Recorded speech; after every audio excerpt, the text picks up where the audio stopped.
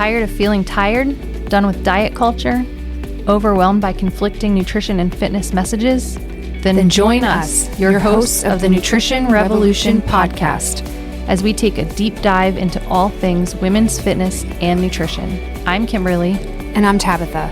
And together we are debunking diet culture myths and giving you the tools you need to finally see the results you're looking for. It's time to revolutionize your nutrition and training.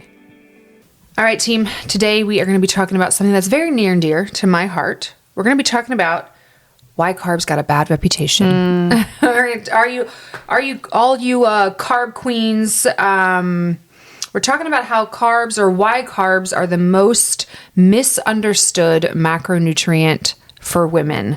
And if cutting carbs made women healthier, happier, and leaner, we would have solved this by 1995. Atkins would have taken it all away. Do you know what I mean? Yeah. We would have world peace by now. Wow. So, Tabitha for president. Yeah. So, in the diet, if we look at diet trends in the 1990s, we had that low fat craze. In the early 2000s, low carb into the keto era. Carbs equal weight gain has really been the prevailing cultural belief. And that has been very strongly challenged, I think, here in recent years. Yeah. Recent-ish years. And we've gone from crash outcomes to sustainable performance, sustainable outcomes, and how carb fear keeps women underfueled, underfed, undernourished, and hormones are a disaster. Which leads to low energy availability, which leads to all kinds of really insulin resistance, all kinds of things that it's not actually the carbs. Yeah. It's a misstep in timing of nutrient intake. It's a misstep in the balance of macronutrients, in being overfed, undernourished, right? So, I feel like a lack of just knowledge on macronutrients and balancing that plate in general, protein, fats, carbs, they all work together. Yes. But we didn't know that. Well, we've been conditioned to cut out an entire food group. Right. I'm going to go get a venti Starbucks latte with sugar-free caramel milk macchiato with low-fat milk and a muffin, because I haven't eaten all day. But I'm not going to eat a banana because that's too much sugar. Too much, especially if it's really yellow. The riper, the more sugar. What? Make it make sense. Yeah. So I started my day with that venti caramel macchiato, sugar-free caramel macchiato. That was breakfast. And then for lunch, I was good. I went to my Herbalife dealer. What? And I got a green. I got blue, a green, blue, and orange tea smoothie that didn't actually have a single real fruit. Thank God, or vegetable in it. It was powders. Because because quote, and this is true story. This is true story. I believe you. Went in there, ordered a smoothie because I had a free protein smoothie ticket coupon. Ooh, yes, I was curious. And asked about, oh, hey, that sounds really good. Whatever. It was strawberry, banana, blah, blah, blah. Hey, so what's in it? It was all these powders. I'm is there an actual strawberry? No, we don't. No. Flavors, because we don't, it's too much sugar. So lab created chemicals. So here's your coupon. You can keep that, and you can keep your chemicals and powders, and I'll have a nice. Okay. So then that's what you go and you get for lunch, because God forbid you eat a salad with some chicken or a sandwich, grilled chicken with bread sandwich from Chick-fil-A, avocado and lettuce and tomato. Yeah. Honestly, that's bad. That's carbs. And then we wonder why come 3 o'clock. Now we're sad. We're starved and starving. We have a headache. We're jittery. We're grumpy as heck. We're going for our second cup of coffee. Now we're going to go to Dunkin'. Bad because I ate a piece of chocolate. And then we want a donut so bad we would probably sell our child to the streets for it, consider it, whatever. Yeah. You know? Yep. And then we go home and it's the rigmarole of whatever, the nighttime comes, and then we're head first into I'm eating a bag of chips while I'm cooking dinner. Bottomless bag of chips, something else. Yeah. Yeah. I mean, female metabolism, we're more carb sensitive. Right. When we rely more on carbohydrate when we're engaged in higher intensity, higher power exercise. We rely more on carbohydrate just throughout our day, for day in, day out, because women, we are more type 1 muscle fiber, our architecture with that long, slow work. During our luteal phase, our carb desire and cravings are increased because our body, it's not a lack of willpower, it's our body literally needs just more energy. Sometimes it's general. just listening to your body in those different phases and being like, man, why am I craving corn chips this week? What is going on? And then I look at the calendar and I'm like, dang right, I'm craving corn chips. My body is working. There's also like good signs. If you feel like you are someone you're like, why do I dream about carbohydrate containing foods? Why is that what I'm thinking about when I'm sitting in this meeting and I'm supposed to be listening to my boss drone on about marketing strategies, but instead I'm dreaming about corn chips and I don't know, chocolate croissants. Okay, if you have afternoon crash, brain fog, if you regular deal with cold hands and feet, if you have poor sleep and like you're waking up in the middle of the night frequently, especially like those 3 a.m. wake ups, if you have anxiety like jitterness, irritability, like the hangry queen syndrome, low motivation for training, low libido, if you start plateauing in your strength, your tone, your fat loss, hair thinning and brittle nails, persistent bloating, counterintuitive but common, these are all signs that you could be under fueling and or under carbing signs. So if that resonates with you and you're like, oh my gosh, I try to avoid carbs at all costs and I'm exercising regularly. And I'm miserable and I always feel bloated and yucky. Yes, then you could be a carb queen that is lacking her carbs. Yeah, it's always interesting. Our client intakes, I'm positive you have the same. I've done everything. I cut out all carbs and nothing has changed and I don't know what else to do because I cut out carbs. And I'm like, this is such like misinformation that we got in our early 2000s of like, if you cut out carbs, you're going to be skinny. Yes. And that's just what we were. I remember hearing family say like, oh, if you eat that donut, it's going to go straight to your hips. Yep. And like, oh, she must eat a lot of carbs because her hips are wider. Like, that was just the narrative that we are told, like watching TV shows or movies from like the early 2000s. And it's like, what I watched Love Actually. Have you watched that one? Who's in that one? Gosh, no, I'm not going to know. It's like a famous Christmas movie, but oh yeah, no, actually I don't think I have. The Prime Minister. Yeah, no, I've not watched that one. I'm a weirdo. They talk about like his secretary being like a cow, like a fat cow. Oh. And she's just like a normal looking built girl. She's actually beautiful.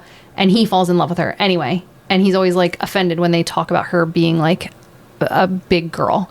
And I'm like, those are the kinds of things that we were subjected to in the early 2000s. Like this normal looking girl who looks like any of our friends in this movie is like fat because she's curvy. Like she's got these hips, breasts and like hips. And, how dare she? If she would just cut out her carbs, she would be just fine, right? She would just stop eating. Yeah. Narrative. She'd finally be skinny. Yeah. And miserable. And she'd have bones like toothpicks. And no hair. And she'd die. Yeah. And so that misinformation of like I remember Atkins being like the big thing when I was like, I don't know, 13, 14, all the adults were doing the Atkins diet and it was just life changing. Like women are losing weight by cutting out all their carbs and they're losing weight and hating life. Nothing sugar, nothing flour, like none of that. And you are going to just like crush your skinny goals. And it, and in my brain, I'm like, okay, well, this is what I'm going to do. And then I just avoided all things white because that's what I heard. Like no crackers, no cookies, no bread, no sugar, no fast food. And it didn't work for me. And I'm like, well, that didn't work. Let's try the next thing. And then we have this yo-yo dieting lifestyle. And so that the fear of carbs is still present in my 40, 50, 60-year-old clients. That's always like, they are afraid to eat sweet potatoes. They're afraid to add rice. They're afraid to do this. And they will come to me and say like, my daughter is doing bodybuilding and she eats rice and chicken. Do you think that's too many carbs? I'm like, no, she knows how to fuel her body and she's getting great results. And they're terrified to eat carbs and still having this like, well, I ate potatoes on that day. And look at me like, waiting for me to respond. And I'm like, great. You had a really hard workout. I'm glad you ate some potatoes. Like, I will actually write in your meal plan, eat some potatoes, eat some rice, because you need those things, especially as an active female who wants to get results, who doesn't want to feel bloated, who doesn't want to feel headaches and fatigue. Like, if you're not eating the carbs, you're not hitting your workouts the way that you should. Yeah, absolutely. And if we go back in time and look at what kind of ushered in this fear of carbs. Yeah. We look at the early 90s and the ushering in of the low fat craze, and we took the fat out of everything. Mm-hmm. You took out the flavor. All right. And the taste, right. And things lost their flavor, lost their taste. And so we poured sugar into everything, especially dairy products. And then we saw the pendulum didn't swing towards improvement of health, of metabolic health.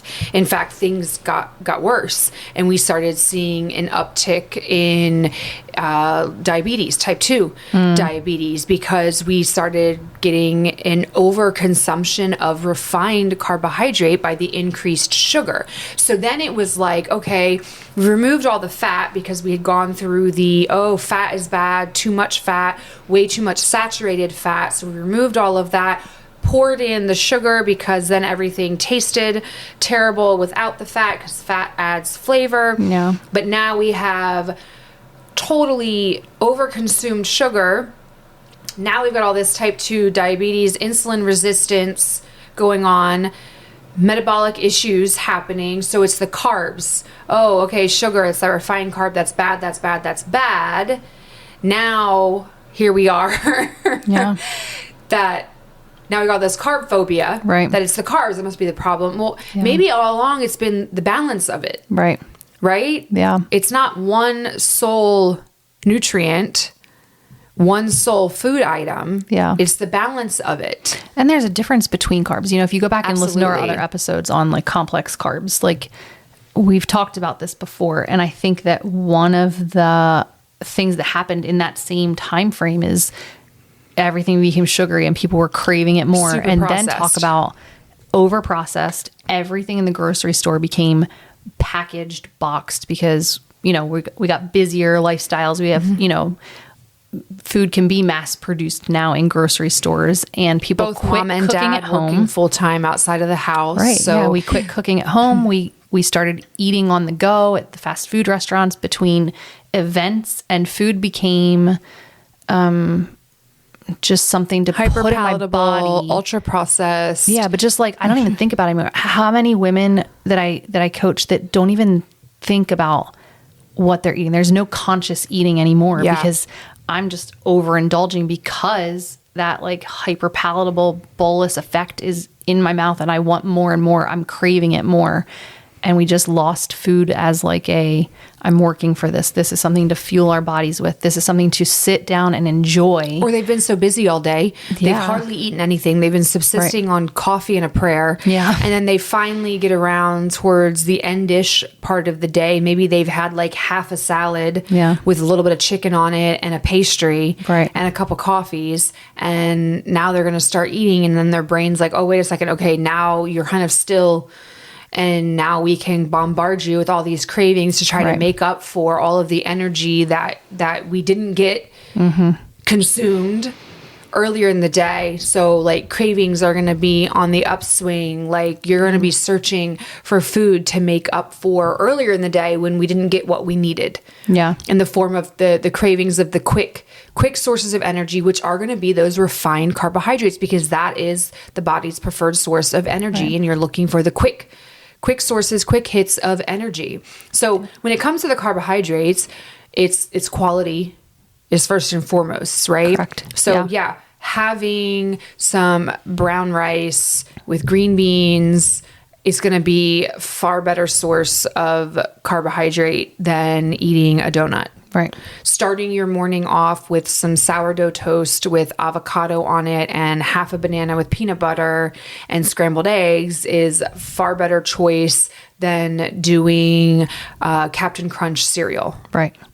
Yeah. You're talking about quality of the carbohydrates. Also, the first meal that I mentioned, the avocado toast, the eggs, the banana, like you're also getting protein and healthy fats and vitamins and minerals and fiber. So you're getting balanced nutrients, you're getting fiber, you're going to have stable blood sugar levels, like a lot of other nutrients there. And when we see people cutting out like fruits and veggies and having like processed chemical flavored fruits and veggies, powders, they're missing a whole nutritional, like phytonutrient, minerals, like all of those things that you get from eating actual fruits and veggies.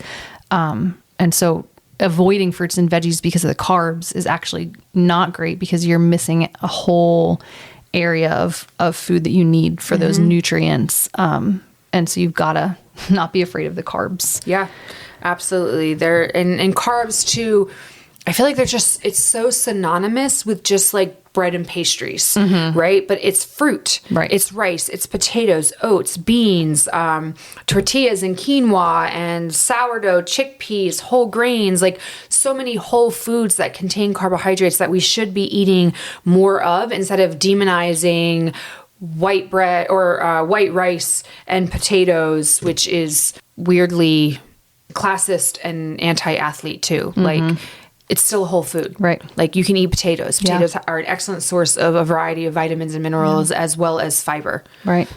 So yeah, fiber, color, fruit, easy wins to get in through eating, fiber, color through eating fruits and vegetables, to get in good carbs, whole grains that you can incorporate as well. Make yourself like a nice oatmeal bowl. I'll do oatmeal. I'll add in some no added sugar, like so just natural creamy peanut butter. I'll add in chia and hemp seeds. I'll add pumpkin seeds, sliced almonds and pecans, throw in some berries and like mix that all up. And it's protein packed, plenty of good complex carbs for energy, stable blood sugar, like a great breakfast bowl. That's essentially what my husband has that for overnight oats every morning. Yeah, I love it. Love it. Yeah, you can either make it the night before for overnight oats. Sometimes if I do overnight oats that way, I'll even add a scoop of my flavorless whey protein powder, and I'll add some plain Greek yogurt. And I always do at least like 2% Greek yogurt. For me personally, I like my breakfast to be protein, fats, and carbs, but I do like no added sugar for my breakfast. And I don't do like the artificial sweeteners or anything, or even like stevia or monk fruit even. I do like just no added sugar for my breakfast to start the day. You don't need it. You got fruits in there. Natural sweeteners. But yeah, some of the myths here: carbs make you fat. No, they don't. You mean carbs don't cause fat gain? No, they do not. Thank Carbs Jesus. cause inflammation. No, actually healthy, complex, good quality carbs in the form of plant foods reduce inflammation and free radicals. Insulin is not bad. Insulin is how you take that glucose and get it into your cells. You don't have to earn your carbs. You actually have a body that is constantly on and working, so you need them. You don't need carbs if you don't strength train. Not true. Your brain uses, the average adult brain goes through about 130 grams of glucose a day. So if you want better memory, focus, cognition, give your brain some carbs, especially to start the day. Fruit is sugar. No, it's not.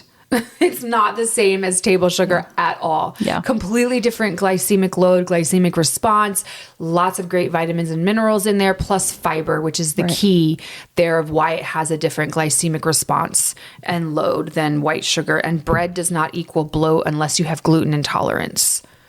So this is your permission to eat carbs and not feel guilty. Yeah. Oh, the other thing too I hear is that like, well, if you eat carbs at night, they get stored as fat. It's like, no. I'm not burning them. Nutrients get stored as fat when you've consumed more than what your body needs and uses. Even protein and fat will get stored as fat when it's in excess of what your body needs. Right. So there's that. Yeah.